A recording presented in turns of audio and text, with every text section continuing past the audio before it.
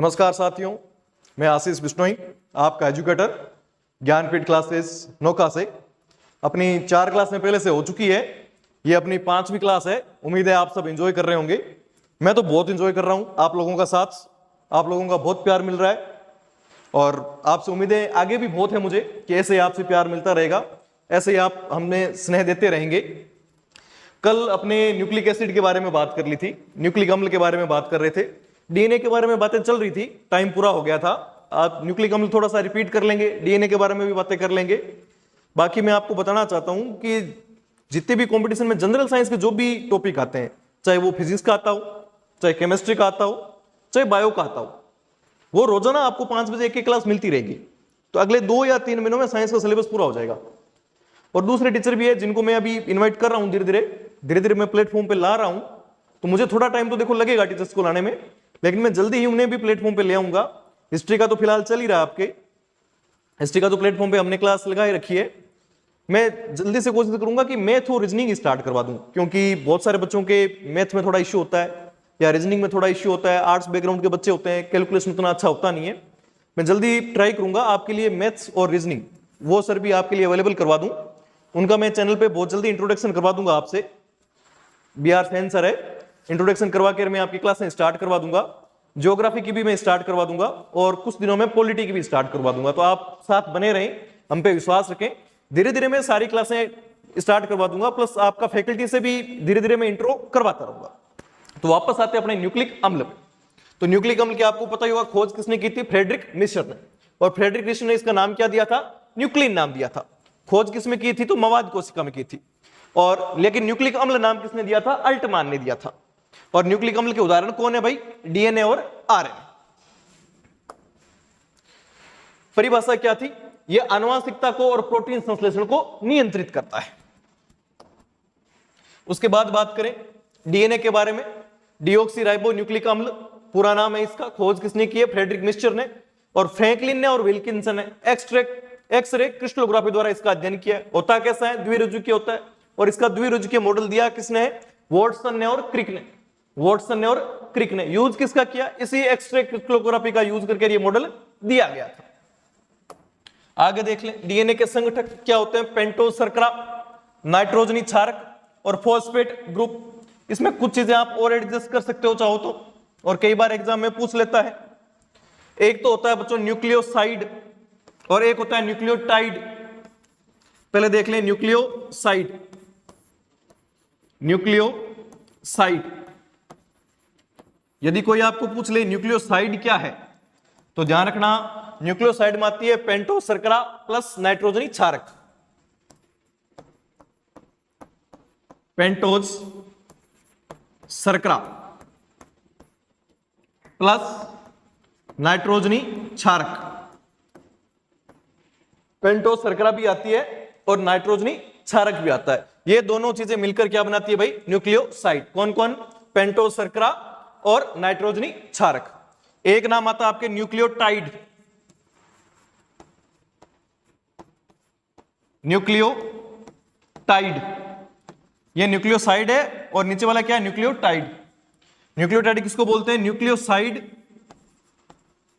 Nucleoside plus phosphate समूह, plus phosphate समूह, plus phosphate समूह है। या फिर कोई ऐसे लिख दे पेंटोज शर्करा प्लस नाइट्रोजनी क्षारक प्लस फॉस्फेट ग्रुप, मतलब तीनों ही एक साथ ऐड कर ले तो भी वो बात सही है। ये 2 चीजें अपने कल छूट गई थी, आज नोट कर लेना भाई। एक तो कौन सी? न्यूक्लियोसाइड। न्यूक्लियोसाइड किसको बोलते हैं? पेंटोज शर्करा प्लस N2 क्षारक।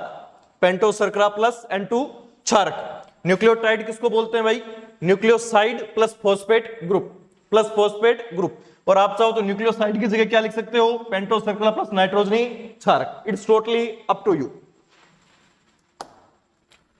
उसके बाद इसमें डीएनए में पाया जाता है नाइट्रोजनी क्षारक। नाइट्रोजनी क्षारक कितने टाइप के होते हैं? 2 टाइप के, प्यूरिन और पिरिमिडिन। प्यूरिन एडेनिन और ग्वानिन, पिरिमिडिन साइटोसिन और थाइमिन। उसके बाद बात करें तो फॉस्फेट समूह ऋणात्मक है, डीएनए को ऋणात्मक बनाता है। डीएनए डबल हेलिक्स होता है, आनुवंशिक रूप से स्थायी होता है और लगभग सभी जीवों में मुख्य आनुवंशिक पदार्थ होता है। पाया कहां जाता है? कोशिका के केंद्रक में पाया जाता है। डीएनए की उपस्थिति कहां होती है भाई? कोशिका के केंद्रक में। और पाया कैसा जाता है? रेखीय डीएनए पाया जाता है, रेखा के समान डीएनए पाया जाता है। जबकि अपने कोशिका में 2 अंग और पाए जाते हैं। इंसान की कोशिका में तो केवल और केवल माइटोकॉन्ड्रिया होता है, लेकिन पादपों में, पौधों में माइटोकॉन्ड्रिया भी होता है, हरित लवक भी होता है। इन दोनों में अपना खुद का, केंद्रक के अलावा अपना खुद का वृत्ताकार डीएनए पाया जाता है। और इनका अपना खुद का वृत्ताकार डीएनए है, इसलिए इनको बोलते हैं भाई अर्ध स्वायत्तशासी अंग। स्वायत्त बोले तो स्वतंत्र, ऑटोनोमस, हाफ ऑटोनोमस। इनके पास खुद की कुछ स्वतंत्रता है। हालांकि बच्चों आप एक चीज और लिख सकते हो इन दोनों के बारे में, इनके अंदर राइबोसोम भी अपने खुद के ही पाए जाते हैं। राइबोसोम, राइबोसोम, इसके अंदर डीएनए भी खुद का होता है और राइबोसोम भी खुद के होते हैं। राइबोसोम किस टाइप के होते हैं? तो 70S टाइप का राइबोसोम होते हैं। 70S। जब मैं आपको कोशिका करवाऊंगा तब आपको मैं और अलग से बता दूंगा। हरित लवक में और माइटोकॉन्ड्रिया में वर्ताकार डीएनए पाया जाता है, इनको बोलते हैं अर्ध स्वायत्तशासी अंग। अब अपने बात करते हैं डीएनए के डबल हेलिक्स मॉडल के बारे में। और डीएनए का डबल हेलिक्स मॉडल दिया किसने था? वॉटसन ने और क्रिक ने। और ये आपको अच्छे से देखना है डबल हेलिक्स मॉडल कौन क्या है, कौन किसके साथ जुड़ेगा, कैसे जुड़ेगा। डबल हेलिक्स मॉडल अपने आप में बहुत ही इंपॉर्टेंट है। और डबल हेलिक्स मॉडल बनाने के लिए उन्होंने यूज किसका किया? एक्सरे क्रिस्टलोग्राफी का। लेकिन दिया किसने? वॉटसन ने और क्रिक ने। इस बात को मेमोराइज करेंगे। अब आगे चलें।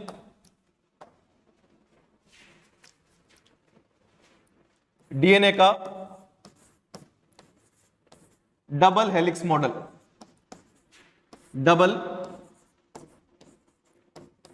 हेलिक्स मॉडल, डीएनए का double helix model first of all किसके द्वारा दिया गया? नाम याद रखना है, किस किसके द्वारा दिया गया भाई? वॉटसन व क्रिक द्वारा, वॉटसन व क्रिक द्वारा दिया गया। वॉटसन और क्रिक इन दोनों ने मिलकर दिया था। और ये मॉडल था क्या? देखो,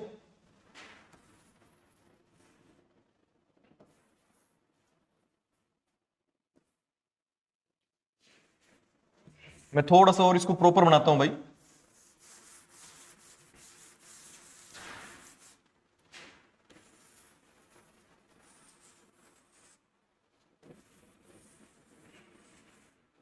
इसे आप डीएनए मान ले। डीएनए की दिशाएं प्राइम से डिसाइड की जाती है। समझो ये 5 प्राइम है, इसके जो अगेंस्ट सिरा होगा वो हमेशा क्या होगा? 3 प्राइम। और ये होगा 5 प्राइम, तो इसके अगेंस्ट वाला सिरा क्या होगा? हमेशा 3 प्राइम। ये 5 प्राइम और 3 प्राइम, इनसे डीएनए की दिशा बताते हैं भाई। डीएनए की दिशा, की डीएनए का डायरेक्शन किस हिसाब से। आपके इससे ज्यादा आता नहीं है। बाकी इसमें एक्चुअल में क्या है कि जब डीएनए से वापस डीएनए बनाते हैं ना, उस वक्त दिशा का बहुत तगड़ा यूज होता है। आप नॉर्मली ये याद रख लो कि इसको बोलते हैं एक कुंडलन, इसको बोलते हैं डीएनए का एक कुंडलन। आपको इसके बारे में ज्यादा पूछेगा कि एक कुंडलन में क्या होता है और क्या नहीं होता। इसे आप मान लो डीएनए का एक कुंडलन। तो ध्यान रखना, डीएनए के एक कुंडलन की लंबाई होती है 34 एंगस्ट्रम, 34 एंगस्ट्रम। और डीएनए के एक कुंडलन में 10 बेस पेयर पाए जाते हैं, 10 क्षारक युग्म पाए जाते हैं। क्षारक युग्म, 10 क्षारक युग्म पाए जाते हैं। डीएनए के एक कुंडलन की लंबाई कितनी होती है भाई? 34 एंगस्ट्रम। और इसके अंदर कितने क्षारक युग्म पाए जाते हैं? 10 क्षारक युग्म पाए जाते हैं। और इसके अंदर ऐसे जुड़े होते हैं, जैसे अपने अभी बात की थी ना, एडिनिन, ग्वानिन, साइटोसिन, थाइमिन। तो ए से जुड़ता है हमेशा टी, और सी से हमेशा जुड़ता है जी। ए से जुड़ेगा हमेशा हमेशा के लिए कौन? टी। सी से हमेशा हमेशा के लिए कौन जुड़ेगा? जी। और इनके बीच में होता है क्या है? हाइड्रोजन बंध। यह हाइड्रोजन बंध इन रस्सियों को ऐसे पकड़ कर रखता है। इसलिए तो डीएनए स्टेबल है, बार बार चेंज नहीं होता, क्योंकि ये जो नाइट्रोजन क्षारक है, इनके बीच का जो हाइड्रोजन बंध है वो इनको ऐसे बांध के रख रहे हैं। इनको एक साथ यूं मूव नहीं करने दे रहे, एक जगह यूं स्टिक है, चिपका हुआ है। तो यहां मैं बढ़ा दूं तो ए तो जुड़ेगा किसके साथ? टी के साथ। सी जुड़ेगा जी के साथ। ए और टी के बीच में कितने हाइड्रोजन बंध है? 2 H बंध, 2 H बंध या हाइड्रोजन बंध। और सी और जी के बीच में कितने हैं भाई?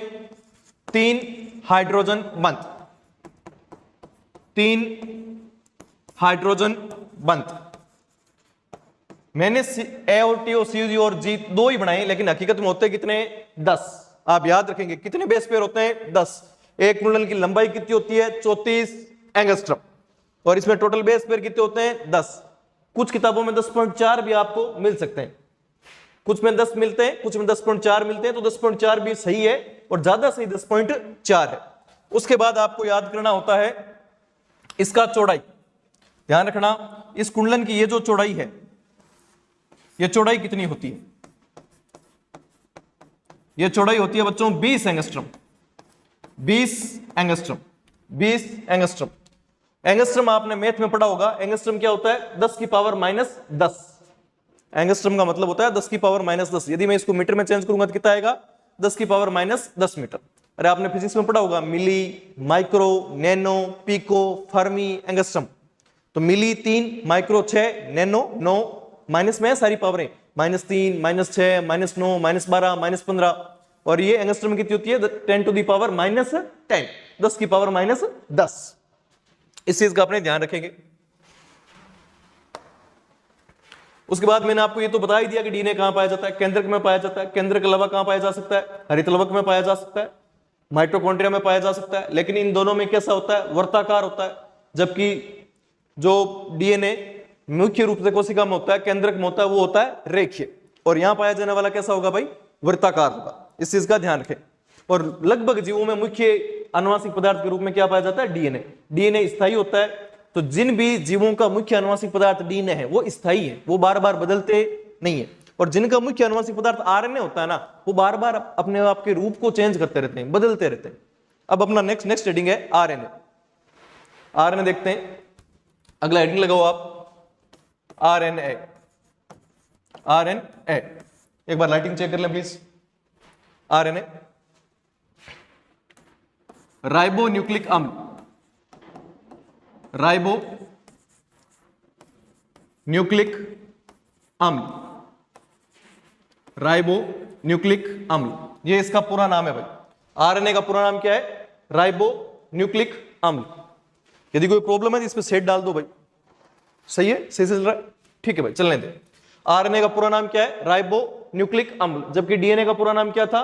डीऑक्सी राइबो न्यूक्लिक अम्ल। और इसका पूरा नाम क्या है? राइबो न्यूक्लिक अम्ल। अगेन खोज वाला पॉइंट वही, Frederick mixture. Frederick mixture, mixture, Frederick mixture. और ध्यान रखना, यह एक रज्जुकीय होता है। यह एक रज्जुकीय होता है। एक रज्जुकीय होता है, मतलब इसमें स्टैंड कौन सा होता है? सिंगल स्टैंड होता है। और ध्यान रखना, यह परिवर्तनशील होता है। परिवर्तनशील, अरे बार बार बदलता रहता भाई ना, परिवर्तनशील होता है। बच्चों कोरोना के टाइम में एक आपने नाम सुना होगा, म्यूटेशन, उत्परिवर्तन। आरएनए में म्यूटेशन ज्यादा होते हैं, डीएनए में इतने म्यूटेशन नहीं होते। डीएनए थोड़ा स्टेबल होता है, तो बार बार बदलता नहीं है। जबकि आरएनए तो अनस्टेबल है, सिंगल ही है, एक ही लड़ी है, तो उसमें उत्परिवर्तन ज्यादा होते हैं। उत्परिवर्तन होता है क्या है? अपने जीनोम में अचानक होने वाला चेंज। अपने जीनोम में जो अचानक चेंज हो जाता है, अचानक जीनों की सीक्वेंस में कुछ अंदर आ जाता है, बाहर आ जाता है, उसकी वजह से अपनी पूरी जीनीय संरचना है वो बदल जाती है। और जीनी अपने लक्षणों को कंट्रोल करती है, और उत्परिवर्तन में अपने जीन बदल जाते हैं तो अपने लक्षण भी बदल जाते हैं। तो आरएनए के बारे में क्या याद रखेंगे? राइबो न्यूक्लिक अम्ल पूरा नाम है। खोज किसने किया? फ्रेडरिक मिक्सचर ने किया है। एक रज्जुकीय होता है, परिवर्तनशील होता है। आरएनए के प्रकार याद रखना, केवल प्रकारों के नाम याद रखने आपको, ज्यादा विस्तार से याद नहीं रखना। एमआरएनए, आरआरएनए और टीआरएनए। एमआरएनए, आरआरएनए और टीआरएनए। मैसेंजर आरएनए,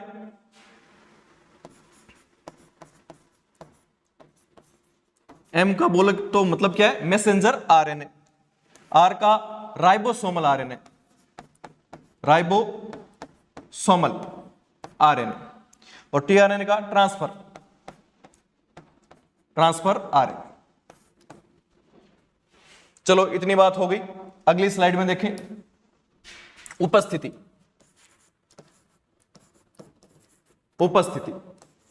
आरएनए पाया कहां जाता है, ध्यान रखना, आरएनए पाया जाता है साइटोप्लाज्म में, साइटोप्लाज्म, साइटोप्लाज्म, कोशिका द्रव्य में, कोशिका द्रव्य में, साइटोप्लाज्म में, कोशिका द्रव्य में पाया जाता है भाई कौन, आरएनए। और कौन कौन से जीवों में पाया जाता है आरएनए, तो ये कुछ वायरस में पाया जाता है भाई, कुछ वायरस में, कुछ वायरस में आनुवांशिक पदार्थ के रूप में पाया जाता है। मुख्य आनुवांशिक मतलब मेन यही होता है, उनमें डीएनए नहीं होता। मुख्य आनुवांशिक पदार्थ के रूप में, पदार्थ के रूप में, मुख्य आनुवांशिक पदार्थ के रूप में। और इसके उदाहरण याद रख लेना कुछ, एक तो बच्चों याद रख लेना TMV, और इसका पूरा नाम होता है tobacco mosaic virus, tobacco mosaic virus. तंबाकू में होता है भाई मोज़ेक वायरस, तंबाकू जिसका कुछ लोग एडिक्शन करते हैं भाई, जिससे कैंसर भी होता है, बिल्कुल भी नहीं करना चाहिए, घटिया एकदम वाहियात चीज है। एक पाया जाता है बच्चों HIV में, ह्यूमन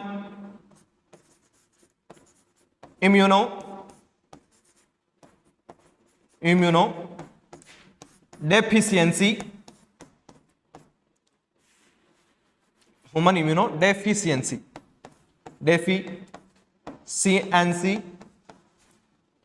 डेफिशिएंसी वायरस। बच्चों आपने HIV नाम सुना है कभी,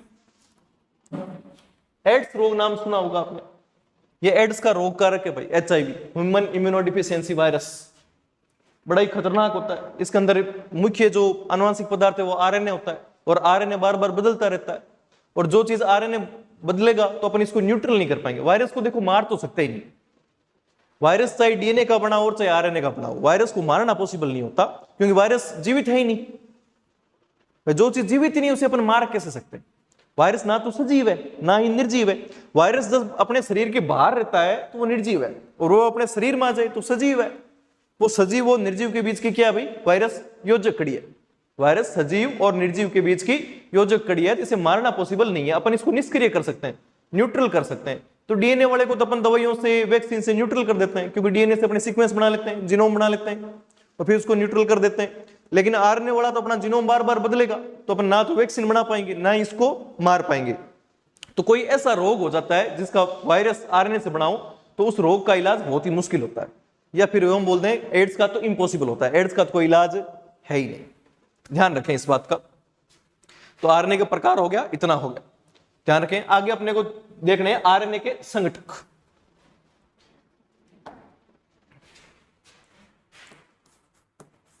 आरएनए के संगठक। आरएनए किन किन चीजों से मिलकर बना होता है? आरएनए भी 3 चीजों से मिलकर बना होता है। सबसे पहला बच्चों वही सेम पेंटोज शर्करा, पेंटोज शर्करा। डीएनए में भी पेंटोज शर्करा थी क्या? थी, पर वहां कौन सी थी? डीऑक्सी शर्करा थी। यहां सिर्फ राइबोज शर्करा है, डीऑक्सी नहीं है भाई ना। शर्करा कौन सी है? पेंटोज, तो पर कौन सी? राइबोज शर्करा। और वहां कौन सी थी? डीऑक्सी शर्करा। अरे पेंटोज शुगर बनाते हो ना, तो उसके 2 नंबर वाले कार्बन पे एक ऑक्सीजन कम होता है, और 2 नंबर पे इसमें आएगा वही सेम, कोई चेंज नहीं होगा, नाइट्रोजनी क्षारक, नाइट्रोजनी क्षारक। 3 नंबर पे same phosphate group, phosphate group या फॉस्फेट समूह। ध्यान रखना इस बात का। लेकिन फर्क कहां आ गया भाई? बाकी सब चीजों में ज्यादा कोई फर्क आएगा नहीं, लेकिन एक तो देखो नाइट्रोजनी क्षारक में फर्क आया, एक आया अपने पेंटोज शुगर में। पेंटोज शुगर में क्या फर्क आया भाई? इसमें कौन सी शर्करा है? राइबोज शर्करा है। उसमें शर्करा कौन सी थी? डीऑक्सी राइबोज थी, जबकि यहां कौन सी है? राइबोज। नाइट्रोजनी क्षारक में चेंज आएगा, वो देख लेते हैं।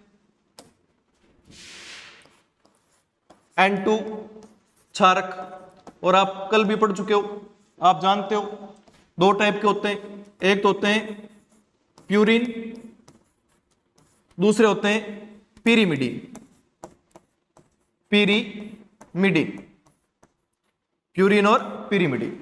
प्यूरिन में कौन आएगा भाई, वही एडेनिन और ग्वानिन, सेम डीएनए में थे, एडेनिन ए और ग्वानिन जी। लेकिन यहां चेंज आएगा, वहां पे तो मैंने लिखाया था थाइमिन और साइटोसिन, याद करो वहां पे मैंने लिखाया था थाइमिन और साइटोसिन, यहां लिखाऊंगा यूरेसिल और साइटोसिन।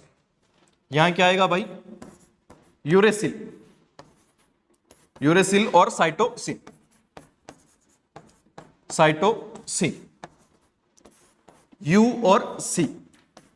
तो एक तो अच्छा क्वेश्चन बन जाता है यूरेसिल का और थाइमिन का, कि कौन सा किस में होता है, डीएनए में कौन सा होता है, आरएनए में कौन सा होता है, डीएनए में कौन सा अब्सेंट है, आरएनए में कौन सा अब्सेंट है, इस बात को ध्यान रखना। आगे आरएनए में बात करें तो आरएनए के बारे में एक नॉर्मल सी चीज है, हालांकि पुस्तक में फिर भी याद रख लेना। प्रथम आनुवंशिक पदार्थ, आप कोई पूछ ले सर आरएनए ज्यादा पुराना है कि डीएनए ज्यादा पुराना है, आरएनए ज्यादा पुराना है। पहले के जो जीव थे उनमें मुख्य आनुवंशिक पदार्थ क्या था, आरएनए। तो आरएनए क्या है,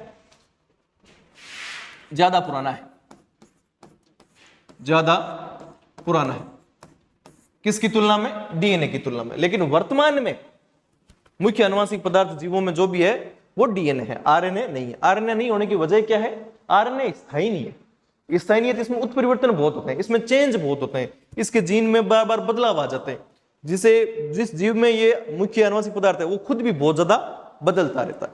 जैसे अभी मैंने एचआईवी का बोला था, एचआईवी में क्या पाया जाता है, आरएनए। तो एचआईवी बहुत ज्यादा अपनी शक्लें बदलता रहता है। और एचआईवी का तो और भी खास होता है, एचआईवी का तो वायरस आरएनए से डीएनए भी बना सकता है रिवर्स ट्रांसक्रिप्टेज एंजाइम की सहायता से। फिर उसको पकड़ पाना बहुत ही मुश्किल काम होता है, और अपनी कॉपियां भी बहुत फास्ट बनाता है वो। चलो आगे देखते हैं अब। तो डीएनए और आरएनए के बारे में ऑलमोस्ट अपने सारी बातें हो गई है, ज्यादा कुछ बचा नहीं है। अब अपने एक छोटी सी एक प्रोसेस है, उस प्रोसेस के बारे में पढ़ लेते हैं, और उसको बोलते हैं central dogma process. Central dogma process, central